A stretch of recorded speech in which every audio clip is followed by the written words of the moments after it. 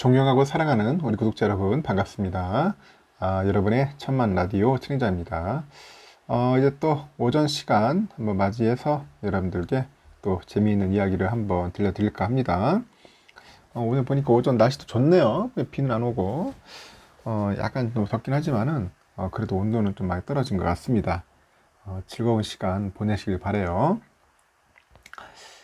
우리 한국인들이 사랑하는 기업들, 사랑하는 그런 섹터, 종목들이 좀 있어요. 보니까 특히 이제 미국장을 많이 하더라고. 미국장.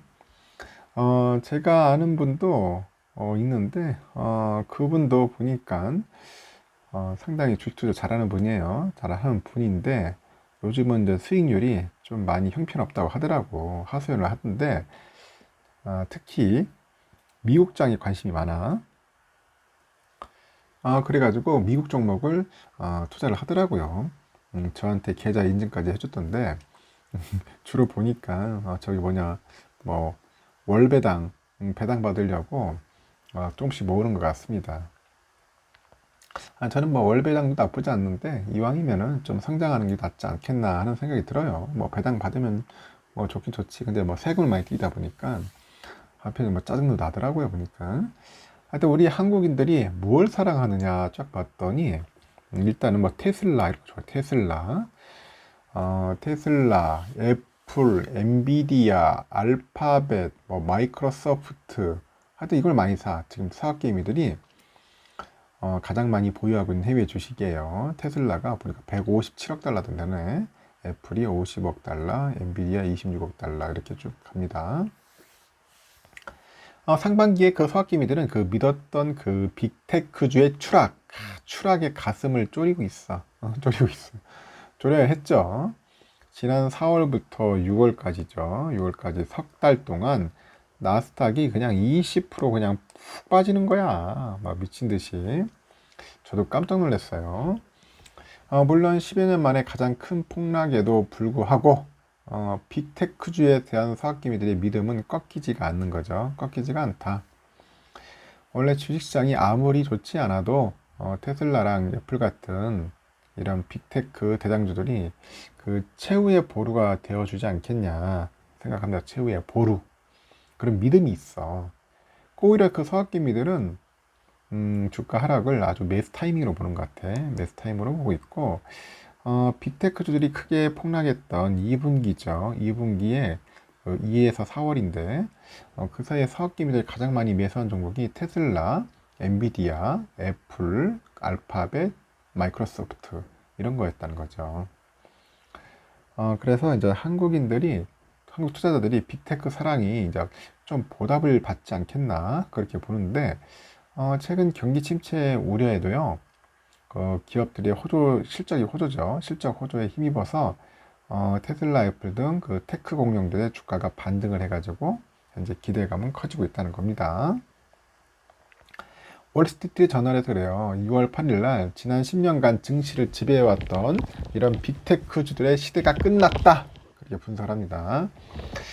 S&P 500의 그 IT 그 섹터 지수는 2022년 들어서 6월까지 19% 정도 하락한 상황이었는데 러시아 전쟁으로 인플레이션 압력이 높아져요. 그래서 미국 중앙은행의 금리 인상 속도가 좀 빨라졌고 투자 심리는 상당히 얼어붙었다. 지난 2년간의 그 팬데믹 기간 동안에 그 랠리를 이끌었던 빅테크주들은 급락을 해요. 급락을 했고 세계적인 공급망의 불안에도 빅테크주의 급락을 좀 부추깁니다. 그래서 올해 5월 5일부터 한 사흘 동안이죠. 한 사흘 동안 테슬라랑 뭐 마이크로소프트를 포함해서 미국 주식시장에서 사라진 주요 빅테크들의 그 시장 가치만 해도 벌써 1조 달러야. 1조 달러. 1조 달러에 달았다. 하지만 그 7월을 기점으로 하니까 분위기가 이제 반전이 됩니다.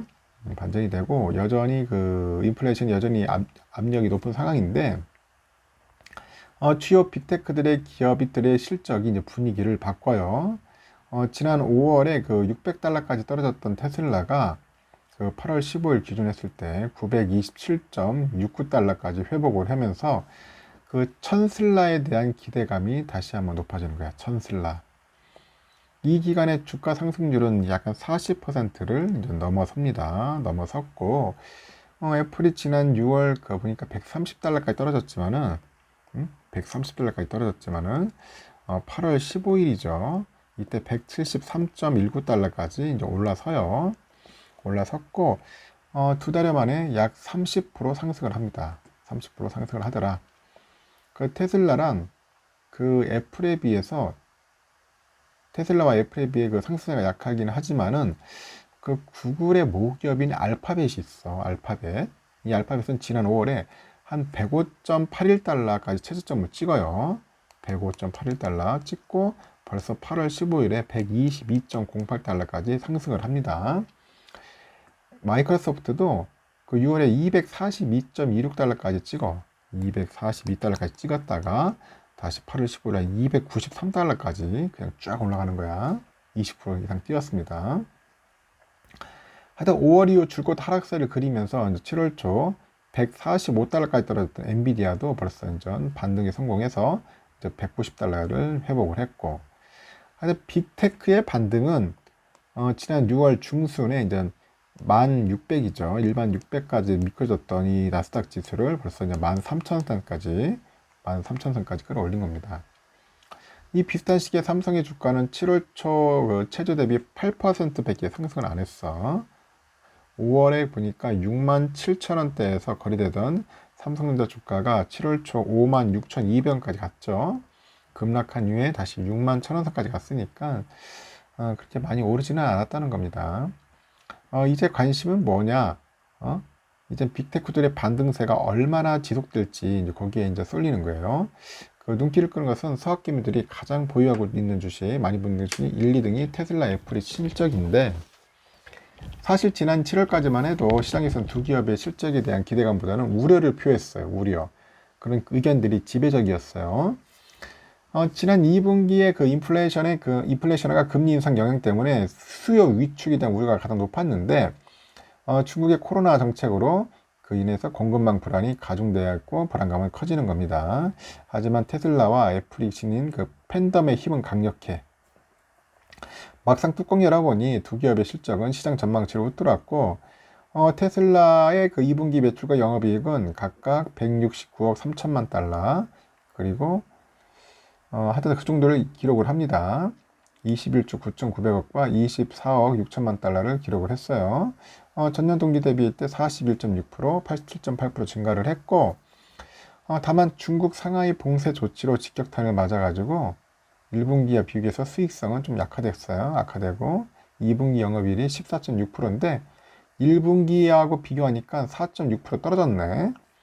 2분기에 그 전기차 인도량은 25만 4,600대 정도 되는데 1분기에 비해서 5만 대나 감소했대요. 5만 대 정도. 그 직전 분기에 비해서 인도량이 줄어든 것은 2년 만에 처음이라고 합니다.